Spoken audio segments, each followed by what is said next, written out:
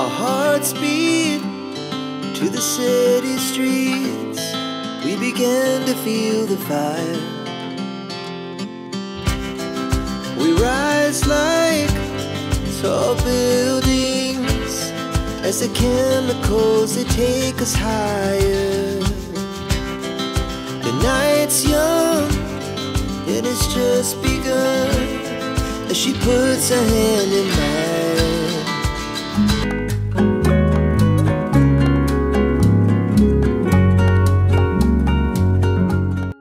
নমস্কার, কেমন আছেন সবাই? মাম্পি ঘরকন্যা ব্লগে সবাইকে জানাই আরও একবার অনেক অনেক স্বাগত। এখন ঘড়িতে 8:30 মতো বাজে, আর এখন আমি সংসারের কাজে লেগে পড়েছি। বড়মশাইকে সকালবেলায় চা করে দিয়েছি, আর অনেকে জিজ্ঞাসা করেছিল এর আগে হাজব্যান্ডের কি নাম। তো ওর নাম হচ্ছে সুকান্ত, আর সুকান্ত বলেই ভাবছি ডাকবো, কেননা বড়মশাই বললে বড়মশাইয়েরও একটুখানি বলছে কি একটু শুনতে কেমন লাগে।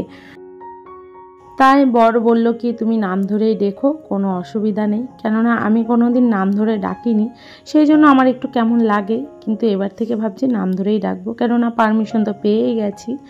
তো যাই হোক, এদিকে আমি সংসারের কাজকর্ম করতে শুরু করে দিয়েছি, আর এখন খাটটাও মুছে নিচ্ছি। আর প্রত্যেক দিনের মতো এটা আমার রেগুলারের অভ্যাস, আর এই অভ্যাসটাকে আমি সবসময় বজায় রাখার চেষ্টা করি। কেননা যদি নিজের জিনিস নিজে যত্ন করে না রাখি না, তাহলে ছেলেরাও শিখবে না যত্নটা কী জিনিস, আর পুরনো জিনিসের ওপর একটা যে ভালোবাসা বা দায়িত্ব, সেই জিনিসটাও বুঝবে না। দায়িত্ব ঠিক না, মানে ওর প্রতি যে একটা ভালোবাসা, পুরনো হয়ে গেছে দেখে সেই জিনিসটার প্রতি কোনো আগ্রহ থাকবে না, বা পরিষ্কার পরিচ্ছন্ন রাখবো না, সেই জিনিসটা আমার একদমই ভালো লাগে না।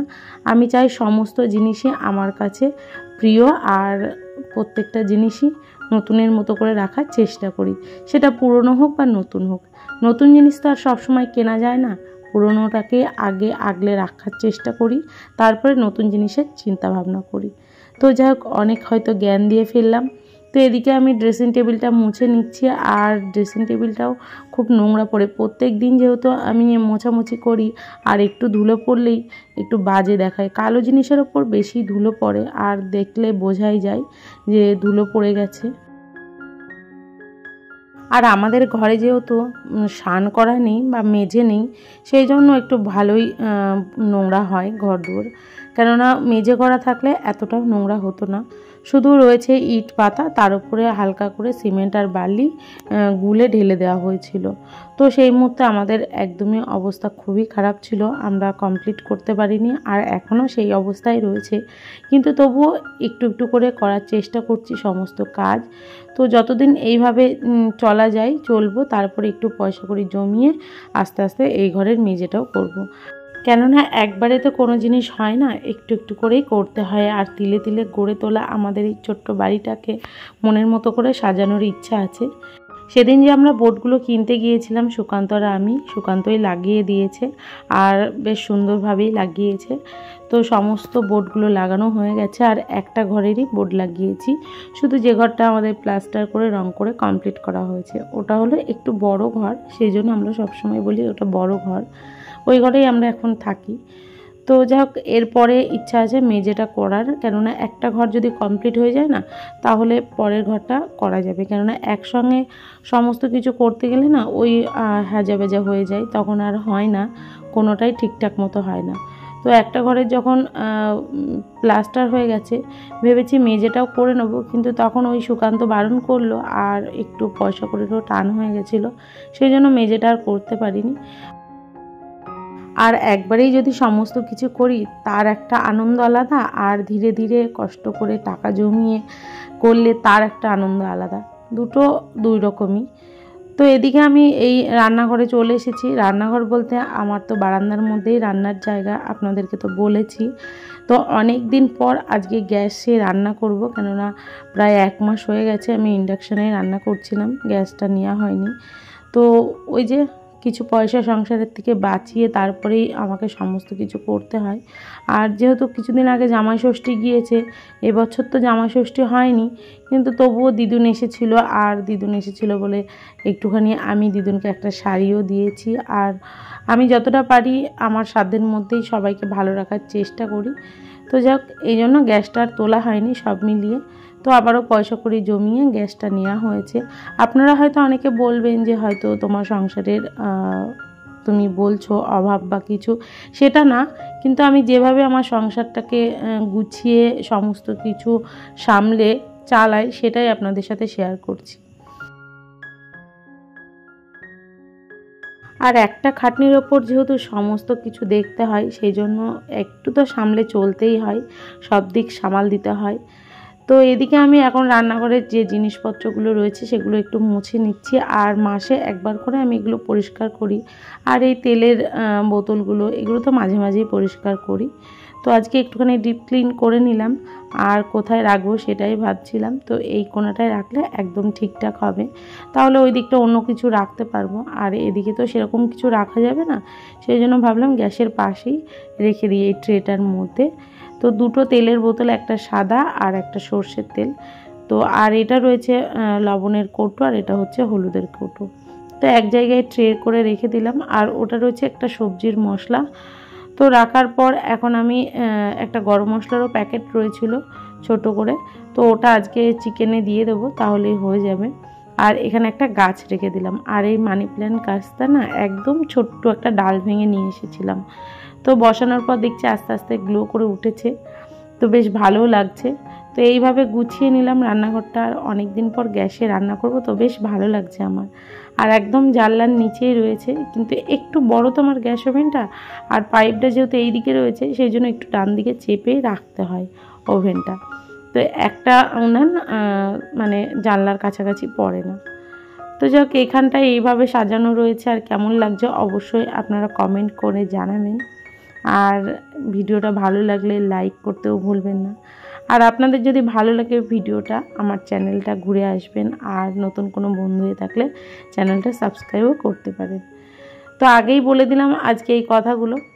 তো এদিকে আমি সকালকার খাবার করব, আর এখন ঘড়িতে 10:30 মতো বেজে গেছে, কেননা আমার টুকিটাকি অনেকগুলোই কাজই ছিল, আর কিছুটা জামা কাপড় ছিল সেগুলো ভিজিয়ে রেখে দিয়ে আসলাম। তার মধ্যে বাবা এসেছিলো, আর বোনের ছেলেটাও এসেছিলো, ওদের সাথে একটু কথা বললাম। আর আজকে সকালে কি খেতে দেবো আর কী বা রান্না করব সেটাই ভাবছিলাম। গতকালকে রাতে ভাত করেছিলাম, তো ভাত অনেকটাই বেঁচে গিয়েছিল, কেননা বেশি কেউই খায়নি। তো সেই জন্য ভাবলাম সকালবেলায় একটু ওদেরকে কিছু বানিয়ে দিই ওই ভাতটা দিয়েই, তাহলে ওরা খেয়েও নেবে আর ভাতটাও নষ্ট হবে না। আর কড়াইতে দিয়ে দিয়েছি পেঁয়াজ লঙ্কা কুচি, আর দিয়েছি সয়াবিন। তো গতকালকে রাতে সয়াবিনও রান্না করেছিলাম, কিন্তু বেশি ভিজিয়ে ফেলেছিলাম দেখে কিছুটা ফ্রিজে রেখে দিয়েছিলাম। তো সেটা বার করে ভালো করে ধুয়ে মিক্সিতে দিয়ে পেস্ট করে নিলাম হালকা করে। তো একটু ঝুরঝুরে টাইপের হয়ে গেছে। তো কড়াইতে দিয়ে দিয়েছি, তারপরে হলুদ লবণ দেওয়ার পর একটুখানি ওই যে মশলাটা ছিল, যে ভেজিটেবল মশলাটা, সেটা একটু দিলাম। দেওয়ার পর ভাতগুলো এখন দিয়ে দিচ্ছি। ভাতগুলো একদম সলাই রয়েছে, আর রাতে জল দিইনি, কেননা ওই ঠান্ডা ভাত খেয়ে যদি আবার শরীর খারাপ করে। মাঝে সাঝে খেলাম সেটা ঠিক আছে, কিন্তু আজকে ভাবলাম অন্যরকম করেই করি। তো দেখতে বেশ ভালো লাগছে, আর চাইনিজ খাবারের মতো দেখতেও হয়ে গেছে। এখানে যদি একটু চিকেন দেওয়া হতো বেশি ভালো হতো। তো যাক ফ্রিজ থেকে এখন চিকেনটা বার করে নিয়েছি। আর আজ হচ্ছে রবিবার। তো বাবু আর সোনাকে জিজ্ঞাসা করলাম কি খাবি, বললো কি চিকেন খাবো। তো ভাগ্যিস ফ্রিজে চিকেন ছিল। আর এই দুটোর মধ্যে একটার মধ্যে রয়েছে চিংড়ি মাছ, আর একটাতে রয়েছে সিলভার কাপ মাছ। তো বললো চিকেন খাবো, তো চিকেনটা বার করে রাখলাম, আর সিলভার কাপ মাছটা আর চিংড়ি মাছটা ফ্রিজে রেখে দিলাম। আজকে আমার কেন জানি না মাছ খেতে ইচ্ছা করছিল, কিন্তু ছেলেরা বলল খাবে না, সেই জন্য আমি ভাবলাম কি আমার একার জন্য আর করব না, চিকেনটাই বানাই, আর অন্য দিন বানাবো। আজকে রবিবার, কালকে সোমবার, কালকে আবার নিরামিষ। তো আজকে শুধু চিকেনটাই করি, কালকে আবার নিরামিষ। তো এখানে কড়াইতে তেলও দিয়ে দিয়েছি, আর সমস্ত কিছু কেটে বেছে ধুয়ে নিয়েছি। তো কি কি রান্না করব সেটা ভাবছি। আর চিকেনটা তো প্রথমে করে নিই, কেননা আর কি রান্না করব সেটা এখনও ভাবিনি। তো দেখা যাক চিকেনটা এদিকে আস্তে আস্তে হতে থাকুক। বাবু আসো না চিকেন পেলে আর কিছু চায় না, আর ওদের পাপাও তাই, কেননা সুকান্তরও চিকেন খেতে বেশ ভালো লাগে। চিকেন বলো মাটন বলো দুটোই ভালোবাসে। তো মাংস হলে আর কিছু চায় না। তো শুধু এক তরকারি ভাত দেবো, আর এক তরকারি ভাত খেতেও ভালো লাগে না, সেই জন্য কিছু একটা বানিয়ে নেব। তো এদিকে কড়াইতে পেঁয়াজ দিয়ে দিলাম, আর এরপরে গোটা মশলাও দিয়ে দিয়েছি। আর কীভাবে তো রান্না করতে হয় সবাই জানেন, সেই জন্য আর ঠিকঠাক করে বলছি না আর দেখাচ্ছিও না। তো আমার মতো আমি রান্নাটা করি, আপনারা ততক্ষণ ভিডিওটা দেখতে থাকুন। খুব বেশি কিছু আর রান্না করব না, করব শুধু পটল বাটা আর মাংসের ঝোল। বাবু আর সোনাকে দেবো 1 পিস করে কষা মাংস, আর কষা মাংস সবার খেতে ভালো লাগে, আর আমাদের বাড়িতে সবাই কষা মাংস খেতে ভালোবাসে, কিন্তু আজকে যেহেতু অল্প রয়েছে সেই জন্য 1 পিস করে 2 ছেলেকে দিলাম, আমি আর খেলাম না, কারণ ওর পাপা থাকলে ওর পাপাকেও খেতে দিই কষা মাংস। তো এদিকে আমার রান্না প্রায় হয়ে এসেছে, আর সমস্ত কাজ সেরে স্নানও করে নিয়েছি। আর কদিন আগে এই ঘরটা পুরো ডিপ ক্লিন করেছিলাম, আর ঠাকুরের সিংহাসনটা টেবিলের উপরে উঠিয়ে দিয়েছি। আজকাল দাঁড়িয়ে দাঁড়িয়ে পুজো করছি, আর বেশ ভালোও লাগছে। পুরো ঘরটা না একটু ফাঁকা ফাঁকাও হয়েছে, আর বেশ গোছানো লাগছে। তো এদিকে বাবু আর সোনাকে খেতে দেবো। এখন ঘড়িতে 2:30 পৌনে 3টা মতো বাজে, আর আমিও খেয়ে নেবো।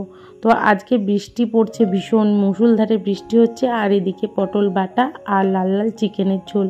আজকের খাবারটা না পুরো জমে গেছে। আজকের মতো এইটুকুই ভিডিও, দেখা হচ্ছে পরের ভিডিও। সবাই ভালো থাকবে।